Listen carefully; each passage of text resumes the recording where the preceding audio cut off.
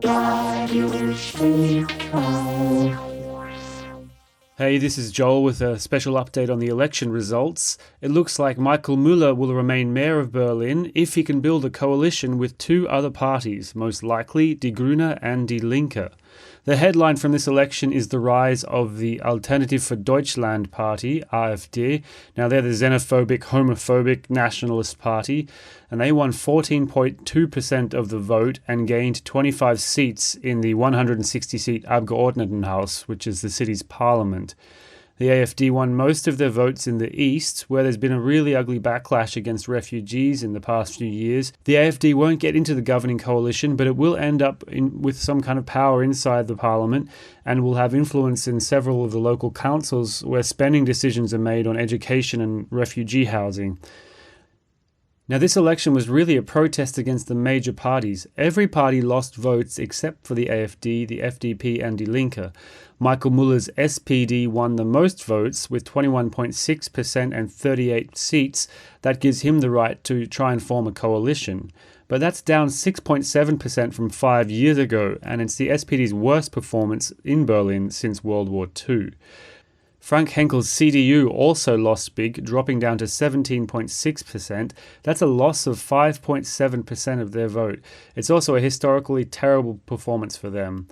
Now, surprisingly, Die Grüne also lost votes, ending up with 15.2%. They lost 2.4%. But the biggest losers were the Pirate Party, who got only 1.7% of the vote. That's down 7.2%, and they were therefore knocked out of the parliament. They got even less than Die Partei, the joke party, who got 2%. So where did all those Pirate Party voters go? Well, probably over to Die Linke or to the Free Democrats, because the party was always a bit of a mixed bag of socialists and anti-government liberals.